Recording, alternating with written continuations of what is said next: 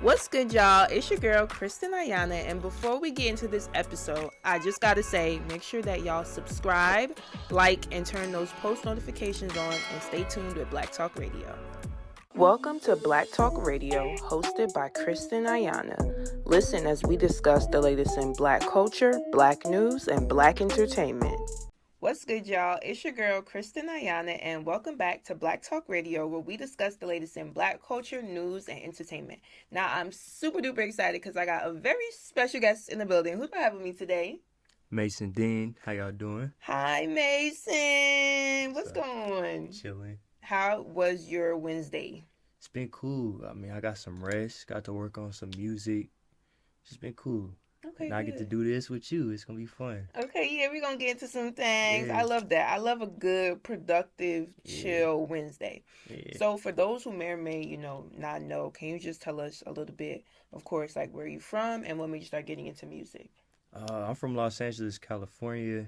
I got into music probably around the time I was 6 years old because I used to take piano lessons, but I used to get bullied for that at school. What? I know. I thought that was the coolest shit ever. Can I curse on you? Yeah, you're good. All right. I thought that was the coolest shit ever. But apparently, kids, you in grade school, people are like, oh, you take piano lessons, you're a nerd, and all that shit. And then by the time I turned 14 years old, I got into music production, started teaching myself how to make beats and stuff. Yeah. That's so crazy, though. Like, especially in LA, right? You wouldn't think, okay, like kids would think piano lessons are corny. Yeah, I mean, I guess at that time, it was just, that was the time where it was like turning in paperwork or turning in your homework wasn't cool and shit. Like having bad grades was cool and shit. If you wore like one strap on your backpack, that shit was cool. You had two straps, you're a nerd. Like that was that time. The dumbest thing that kids make up in their mind to deem like cool and uncool. Exactly. But like as far as you making beats, what was that process like? Because you don't really hear like a lot of artists say like, okay, they started with production. Yeah. I mean, like as far as coming up with chord progressions or arrangement for songs. I already had like the background of playing the piano, so I kind of felt confident going in. It was really just about learning how to use the program, how to make drum patterns, and just knowing all the different instruments that exist beyond just the piano and the guitar and like the bass. There's like so many other different sounds that you can experiment with. You can find yourself just experimenting with those sounds. Yeah, for sure. I think that's fire. And I think too, like because you have that producer background, it like elevates your sound. Because I feel like now when you're in the studio, you working with an engineer or even another producer, you kind of know what you want, like, and know how to put it together. Yeah, for sure. I love working with other engineers or producers also because it's like you said, it's like you already know what sound you're trying to go for, and you know what kind of sounds good, what instruments sound good with each other, and collaborating with other artists and building something bigger than what your mindset was or what your vision was is like the dopest experience ever. Yeah, for sure. Now, as far as like being from LA, what is that experience like, and like how would you say that has like influenced your music? Because I'm definitely an East Coast girl, like Jersey born and raised. So, and I feel like I always could kind of tell like the difference between like the West Coast vibe and music versus the East Coast. So like, what was that like for you? I mean, for me, I think mentality wise, I definitely did get that from the West Coast style, like fashion, just the way that I talk or certain slang words I know that they don't say, that you guys don't say out here. Okay, like in LA, you can't say you're weird. Like I learned that. Yeah. Like if you tell somebody in LA like you're weird, like they want to fight you. That's like offensive. Okay, let me translate it. Like in New York when you be like suck my dick. Yeah. In LA, if you say you're weird, it's very much like translating to that. Yeah, I started sweating as soon as you even said that right now. I'm like, oh, damn, I hope she's not talking to me. But why? I just never understood, like, why? I don't know. I have no idea, but it is kind of like that. There's certain terms and there's certain words that I guess you know, it's kind of like a damn, what the hell did they say to me type Yeah. shit. But since I've been out here, I have been very influenced by the sound, by people mostly. I think just the people that I've met since I've been here have been more inspirational to me than anything, even beyond the music. I think the music came second, you know, having a team now and having managers, and that inspired me to have more confidence with whatever direction I want to go with my art. And so I don't know, I'm about to surprise myself in the future with the music and all that stuff. Yeah. What do you like about the East Coast the most? And how long have you been out here? About 7 months, 8 months, probably. Oh, Yeah. you fresh. Yeah, I Okay. guess. Yeah, for sure. Yeah. What was the question? I'm sorry. No, you're good. I said, like, so far, what do you like the most? How close everything is really Yeah, dope. because Like that shit for fly. LA, everything is far. Everything's far, and Yeah. it's like the food out here is fire.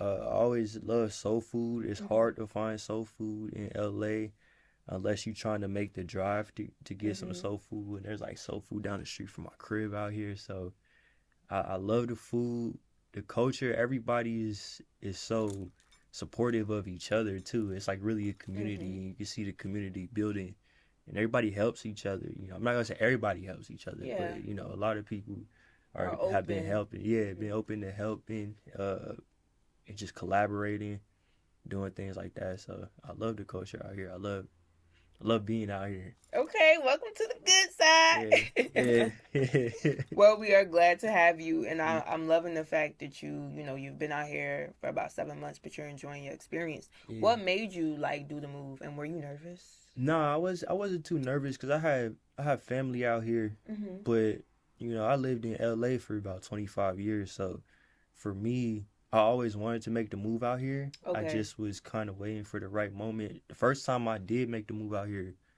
was during COVID, and then they said, "Yo, we shutting the city down at 7 or 8 p.m." I was like, "Fuck that! I'm going home. I don't want to be here for that." And then a week later, I want to be here for that. And a week later, they started doing the same shit in LA, and I was like, "All right, well, you know." But now it felt like a right time, you know, because I originally did come out here to work on my project that came out called At Ease, but I was like, I'm coming out to the East Coast to work on this project, and then once I finish it, I'm going back to LA. But I never really went back. I ended up just staying. So. Oh, I love that. It's funny that you said like during COVID you came out here and then you went back to LA because during COVID I was in LA and I came back here. Really? Yeah, I was in college at the time and I was doing like a special semester out there. So I was like taking classes, I was interning at Power 106. Oh, fire. Yeah. Power 106. And I just remember the day like my advisor called me and she was just like, you have to go home. Mind you, I'm at brunch with my roommate on a Sunday. And I'm like, yeah, I know COVID, they saying da-da-da. She's like, I'm like, yeah, I probably could leave at the end of the week. And she's like, no, like, I think you need the first flight out. And literally when I came home, like, after that, like, that same day is when, like, the lockdown started. Yeah, lockdown. I left that day. Yeah, it was super crazy. But at least we're past that now. Yeah, right? Yeah. Praise God. Now, I want to get into your single, Rooster Moon Mix. What made you release that this year? I was playing it earlier, and then I also want to talk to you about your EP, At Ease. Just tell us, like, the inspiration behind that. It definitely was summertime in New Jersey. That was my biggest inspiration for sure, because I was around, like, a lot of good people. I had to step outside and really see what was going on, get to hear the music. And that was my biggest inspiration. The Rooster Mix, actually, the funny thing about that song is that there's an original version to it just called Rooster. And I put that out on July 4th last year.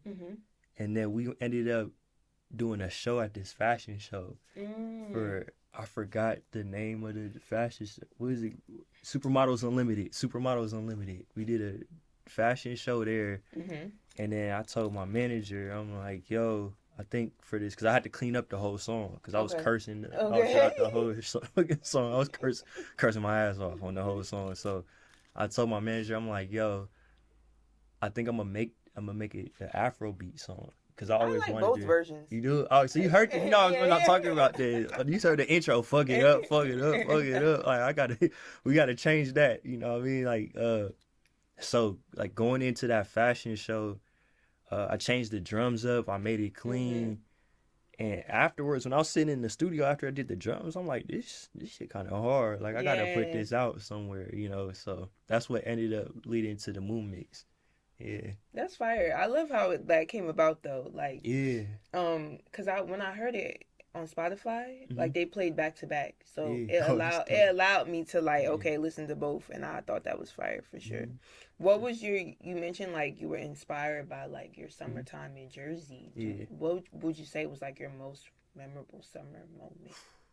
My most memorable summer moment. I think 4th of July. I Mm-hmm. had a party at my house, Mm. and I met like a lot of. It was like one of those parties where you see people that you haven't seen in a long Long time. time. You meet people. You have your some of your family members Mm-hmm. there, and I think just having that, and at that time, I already had the song finished, the first original Rooster Mm-hmm. finished. So like hearing that while the fireworks is going off in this parking lot, I don't even know. We was in East Orange at one point. Mm-hmm. Everybody ended up driving to East Orange for this like parking lot firework party. Fireworks You know what show. I'm saying? Like, so I think having that experience and just being around everybody and seeing everybody dance to that one song made me be like, all right, I gotta finish this project up, and like, Mm-hmm. you know, and I ended up dropping it on my birthday at Mm. Ease, so that was like another big thing for me. So I think Rooster started that whole process for Right. me, you know, like that whole inspirational run right there. That's what I Yeah. call it, because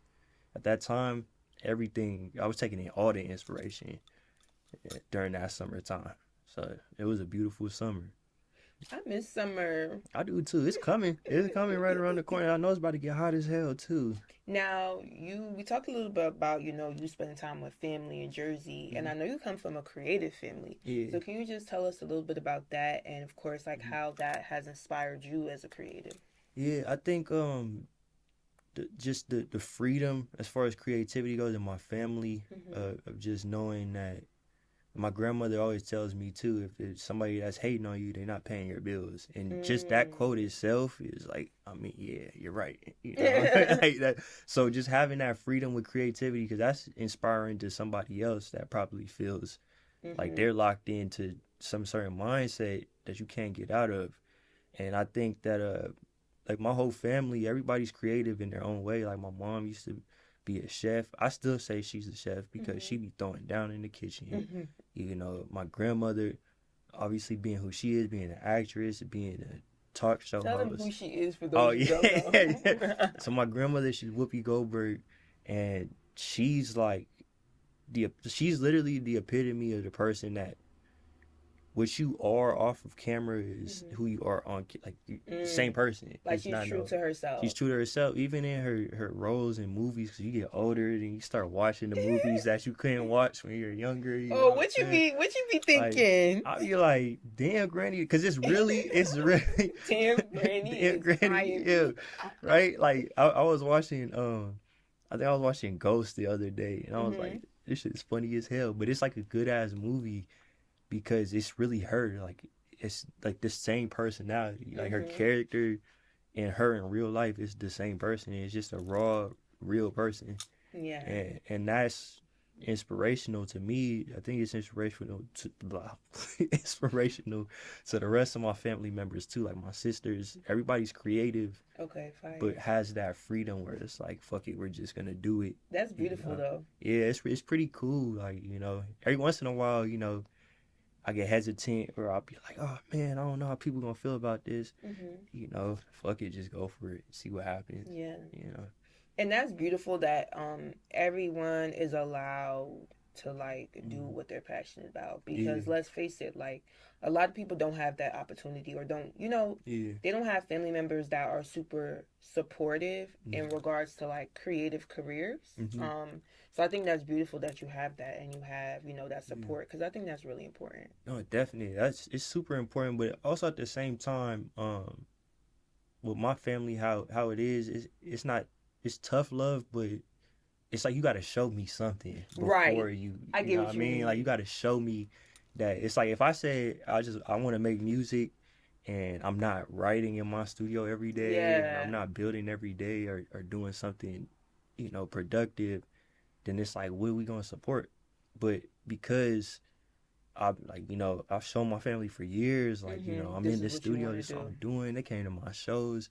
I used to book my own shows for myself, and, and do my sets, then invite my family. They were buying tickets to my shows. Like I couldn't, because I wasn't able to give free tickets to nobody. Like it was one of those situations. So I think over time, they started to see like, oh, okay, he's serious about that. So, we're going to support him through Yeah. the ups and downs, because there are definitely downs, Yeah. sometimes. But Now, as far as like, you mentioned like having downs as an artist, mm-hmm. as an independent artist too, I imagine. Mm-hmm. What are some ways that you like pull yourself out of that? Because I feel like as a creative overall, we all have moments of Mm-hmm. like being down, self doubt. So, Yeah, I think just not don't be too hard on yourself, because if you beat yourself up, then you know ain't nobody else gonna beat you. Nobody else is gonna beat you up as hard as you're gonna beat beat yourself yourself up. up. And that's like one thing.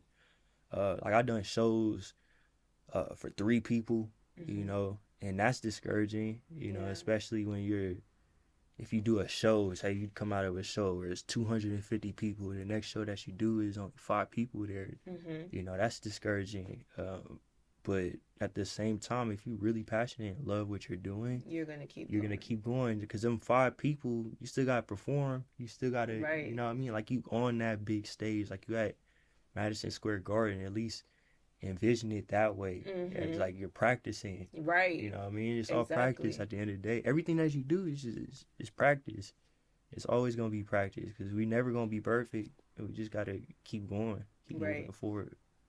I agree. I also feel like everything that you go through in your life as a creative is like, or entrepreneur, or any profession, is like preparing you for the bigger moments. Yeah. Like me being a journalist and an on-air interview, I couldn't sit and interview some of the celebrities I interview now, or like some of the top artists I interview now, if I didn't start somewhere. If I didn't use that skill when I was 18, 19 in college, interviewing smaller artists. You get what I'm saying? Yeah, So it's like, to your point of practice makes perfect. Yeah, I think that's important for sure. And I feel like too, in regards to like numbers, I think social media has like warped our mind a little bit too. Because like I always tell people, don't give up, because even if you post something online and you get 50 likes, the minute you stop posting, you just missed out on your post that was going to get you 1,000,000 likes. Yeah, real talk. So that's real. Now, my final question: if you could leave your supporters with one thing to remember about you, what would it be and why? It's that I'm using in baseball terminology. Every time that man stepped to talk about myself, every time that man stepped up to the plate, he hit. If he didn't hit, he tipped the ball, at least pause, but he at least like he tried to swing. Right. He gave it his best shot to swing. He gave his best shot. Because at the end of the day, what I want to leave, like the print I want to leave on music, is that I want artists to hear my music and want to, step out of their comfort zone, because it's fucking boring to me going into the studio and doing the same song. Right. Differently every time. That's boring to me. It's like, and I know that there's artists out there that's bored too. And maybe they are making millions of dollars off of doing the same song, but it's like, step out of your comfort zone. Right.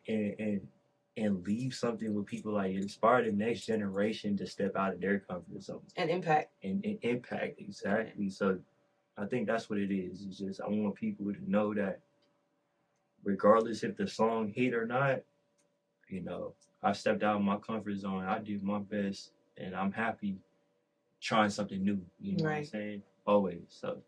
I love that. Well, I just want to thank you so much for chatting with me. Thank you for having me. Of course, it's been a pleasure. We got to bring you back. Yeah, I'll be back. We had a good old time. Let everybody know where they can find you, follow you, all that. You can find me on Instagram, Mason Dean, with a 0 instead of a O, because somebody else took my name. Somebody else took my shit, and I'm trying to like spam the hell out of his. I guess I'm not getting that. So Mason Dean with a 0 on Instagram, and Mason Dean with a 0 on Apple Music, Spotify, YouTube, Pandora Radio, whatever you're looking for. Find me. Awesome. Well, thank you so much, and of course, we're wishing you nothing but the best. Thank you so much for having me.